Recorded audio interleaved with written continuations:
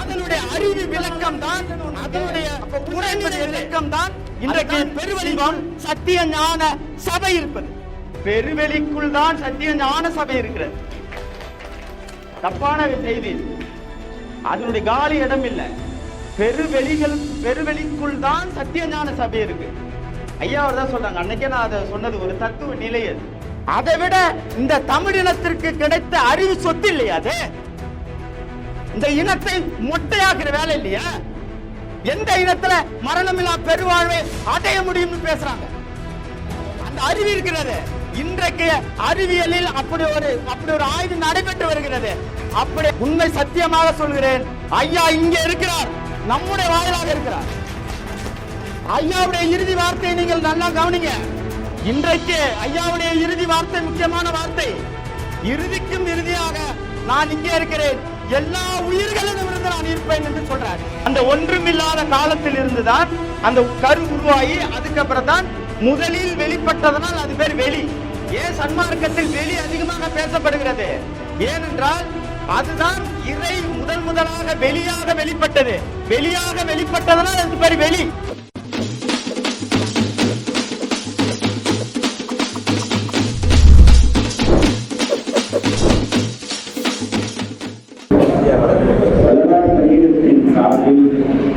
நாம் தான் கடலூரில் இணையாளரை சந்தித்து பேசினோம். அதுதான் செய்தியாக மாறி அதற்கு முன்பு கல்லூரியில் இணையில் வாயிலாக செய்தார்கள். அதை மக்களுக்கு பயன்படுத்துவதுதான் என்னுடைய முக்கியமான நோக்கம். நாம் ஆரம்பத்தில் இருந்து பெருவெளி என்பது சுத்த சன்மார்க்கத்தினுடைய மெய்யியல் குறியீடு என்று நாம் தொடர்ந்து பேசுகிறோம். இது பிரிக்க முடியாத ஒரு அங்கம். நீங்க எல்லாம் நினைச்சிட்டு இருக்கிறோம் சத்திய ஞான சபைக்கு வெளியில தான் காலி இடம்னு நினைச்சிட்டு இருக்கிறோம். அது தப்பான மொழி. பெருவெளிக்குள் தான் சத்திய ஞான சபை இருக்கிறது. தப்பான செய்தி. அதனுடைய காலி இடம் இல்லை. பெருவெளிக்குள் தான் சத்திய ஞான சபை இருக்கு. ஐயா அவர் தான் சொல்றாங்க. அன்னைக்கே நான் அதை சொன்னது ஒரு தத்துவ நிலை. அது ஒரு மூலப்பொருளாக இன்றைக்கு பிக் பேங் என்று சொல்லப்படுகிற உலக பிறப்பு பற்றி சொல்லுகிற பொழுது ஒரு புள்ளியிலிருந்து உலகம் வெடித்து உயிர்கள் உருவானது, பூதங்கள் உருவானது, அதிலிருந்து தான் இந்த உயிர்கள் உருவானது என்பதை சொல்கிறார்கள். அப்படி ஒரு புள்ளியாக வெடித்ததில் இருந்துதான் உலக பிறப்பு தீர்மானிக்கப்படுது. ஆனால் அதுக்கு முன்னாடி காலம் என்ன இருந்தது அப்படின்னு சொல்றப்ப அறிவியலில் பிளாங்க் பீரியட் என்று சொல்றாங்க. பிளாங்க் பீரியட், ஒன்றுமில்லாத காலம் ஒன்று இருந்தது. அந்த ஒன்றுமில்லாத காலத்தில் இருந்துதான் அந்த கரு உருவாகி அதுக்கப்புறம் தான் முதலில் வெளிப்பட்டதனால் அது பேர் வெளி. ஏன் சன்மார்க்கத்தில் வெளி அதிகமாக பேசப்படுகிறது? ஏனென்றால் அதுதான் இறை முதலாக வெளியாக வெளிப்பட்டது. வெளியாக வெளிப்பட்டதனால் அதுக்கு பேர் வெளி. வெளியில போறோம்னு சொன்னோம். ஒன்று இருப்பதால் தான் வெளியில ஒன்று இருக்கு. அப்ப உள்ள என்பது எது? அதுதான் சிவம், பரநிலை என்று சொல்றாங்க. பரமசிவம், சுத்த சிவம் சொல்றோம். அதனுடைய பெருநிலை தான் நம்முடைய அருட்பெரும் ஜோதி என்பது. அப்படித்தான் இந்த செய்தி இருக்குது. இதுல அகவலில் ரொம்ப தெளிவா ஐயா சொல்றாங்க. எந்தெந்த வெளி எதிர்க்குள்ள இருக்குது. இன்னைக்கு நாம பார்க்கக்கூடிய வெளி எல்லாம் பூத வெளி என்று சொல்றாங்க. அதாவது ஐம்பூதங்கள் கலப்பால் உருவானதா நாம பார்க்கிறது இந்த வெளி. இதை தாண்டி உயிர் வெளி என்றதற்கு 4 ஒழுக்கங்கள் ஐயா சொல்றாங்க. ஒவ்வொரு ஒழுக்கங்களையும் நீங்க கடைபிடிக்கிற பொழுது ஒவ்வொரு விதமான அனுபவங்கள், ஒவ்வொரு விதமான இயற்கை உண்மை விளக்கப்பட்டுக்கிட்டே இருக்கும். அதனுடைய இறுதி நிலை ஆன்ம ஒழுக்கம் கடைசிக்கும் கடைசியா இருக்க முடியாது. அந்த நிலைக்கு வந்ததுக்கு பிறகுதான் உங்களுடைய இயற்கை வெளியாக, இயற்கை உண்மை வெளியாக இருக்கக்கூடிய நிலை என்பது தெரியும். இன்னைக்கு நம்ம சொல்றோம்ல பெருவெளி. ஐயா ரொம்ப சொல்றாங்க, பெருவெளிக்குள் பெருஞ்சுக வெளி இருக்கிற பெருவெளி என்பது செகண்ட் லேயர். கிட்டத்தட்ட அந்த லேயர்ஸ் பார்த்தீங்கன்னா 10-15 லேயர்ஸ் இருக்கு. அந்த தாண்டி புதவெளியில் இருந்து தொடங்கி தொடங்கி தொடங்கி தொடங்கி இறுதியாக பெருவெளின்றோம்ல, அந்த பெருவெளி என்பது இப்ப இருக்குது. இதுக்குள்ள அந்த பெருவெளி என்பது பெரும் சுக வெளியில் தான் இருக்கு. அந்த பெருஞ்சுக வெளி எங்க இருக்குன்னா அருள்வெளியில இருக்குது. அருள்வெளி எதுல இருக்குன்னா சத்திய ஞான பெருவெளியா, இயற்கை உண்மை விளக்கமா, அருட்பெரும் ஜோதியா இருக்குது. இதாங்க தத்துவம்.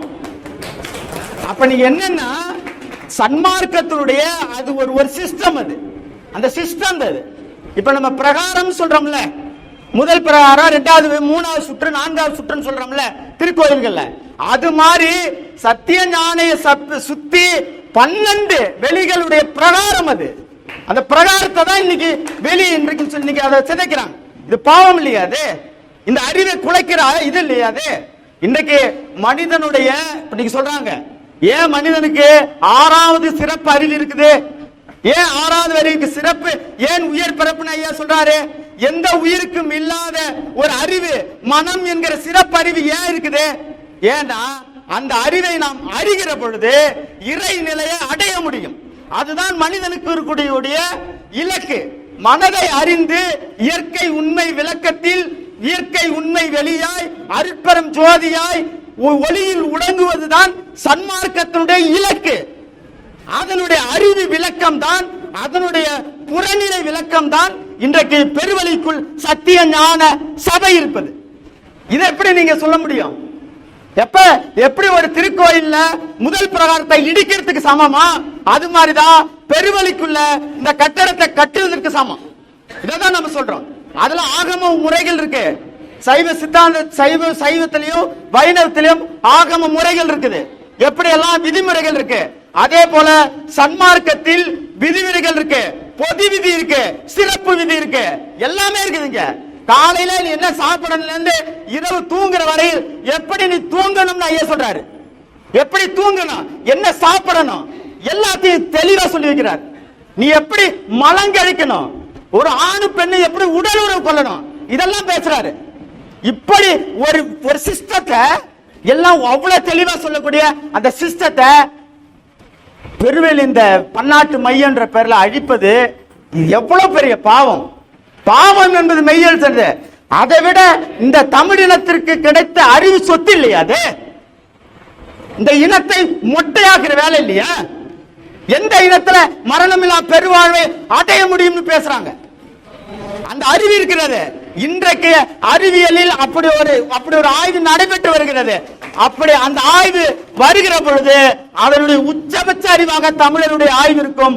அதனுடைய உச்சபட்ச ஒரு அறிவாளியாக, விஞ்ஞானியாக நம்முடைய வள்ளல் பெருமானாரா இருப்பார். அதனுடைய மெய்யியலுடைய உச்சபட்ச அறிவு சுத்த சன்மார்க்கம் தான்.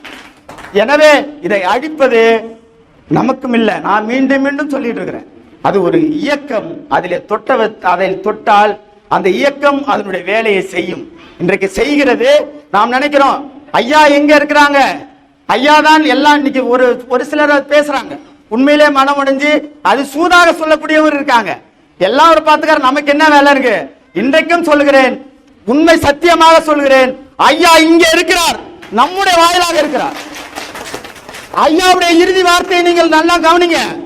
இன்றைக்கு ஐயாவுடைய இறுதி வார்த்தை முக்கியமான வார்த்தை. இறுதிக்கும் இறுதியாக நான் இங்கே இருக்கிறேன், எல்லா உயிர்களிடம் இருந்து நான் இருப்பேன் என்று சொல்றார். இங்க இருக்கிறவங்களுடைய எல்லாமும் வள்ளலாருடைய பிம்பங்கள் தான். உங்களுக்கு எல்லாம் ஒரு வள்ளலாரா தான் தெரியும். இன்றைக்கு 1000 வள்ளலார்கள், கோடியான வள்ளலார்கள் இருக்கிறோம். நாம் தான் வள்ளலாரினுடைய சார்பில் இருக்கிறோம். அந்த அந்த அந்த அந்த உணர்ச்சி இருக்கும் நமக்கு, அந்த பெருமிதம் இருக்கணும். இவர்கள்லாம் ஓட்டாண்டிய ஒன்றுமில்லாதவர்கள். வரலாற்றை காரி துப்ப போகிறது. ஞாபகம் வச்சுங்க, வரலாற்றில் மிகப்பெரிய இழுக்கு வரும். அப்ப இவர்களெல்லாம் வரலாற்றில் அவருடைய எல்லா வரலாறு காலம் அவருடைய முகத்தில் காரி உமிழ போகிறது. அதான் உண்மை. எனவே இந்த காலத்தில் வள்ளலார் இருக்கிறார். இது ஐயா சொல்றாங்க, இது ஞான சித்தியர் காலம். இது ஞான சித்தியர் காலம். இனி இது போன்ற இந்த பொய்மைகளும் இந்த மாதிரி பொய்யர்கள் எல்லாம் களைவார்கள். ஐயா சொல்றாங்க, பொய் சொன்னா பொய்யாக புல்லாக போவார்கள். பொய்யர்கள் நாம் உண்மையின் பக்கம் நிற்கிறோம். நாம் வெல்வோம். பெருவெளியை நாம் அறம் வெல்லுமாயின் நாம் வெல்வோம். வள்ளலாரின் சார்பில் சொல்றோம். வள்ளலாருடைய திருவாக்கு அதுதான். இன்றைக்கு எல்லா அரசியல் கட்சிகளும் பேசுகிறார்கள். எப்படி பேசுது? இது சன்மார்க்க காலம். அதனுடைய தொடக்க புள்ளிதான் பெருவெளி. நன்றி. இவ்வாறான பல செய்திகளை, பல சிக்கல்களுக்கு விடை கிடைக்கக்கூடிய செய்திகளை தமிழர் கண்ணோட்டம் வலையொலியில் வெளிப்படுத்தி வருகிறோம். இது தற்சார்பாக செயல்படுவதற்கு நிதி தேவைப்படுகிறது. இந்த நிதியை நம்முடைய மக்களாகிய நீங்கள் தான், இளையோரும் பெரியோரும் நண்பர்களும் தோழர்களும் சான்றோரும், நீங்கள் உங்களால் இயன்ற அளவு என்ன இயலுமோ அந்த நிதியை வழங்குமாறு அன்போடும் உரிமையோடும் கேட்டுக்கொள்கிறேன். உங்களுக்கு நன்றி உணர்வோடும் பொறுப்புணர்வோடும் தமிழர் கண்ணோட்டம் செயல்படும் என்பதை உறுதி தெரிவித்துக் கொள்கிறேன். நன்றி, வணக்கம்.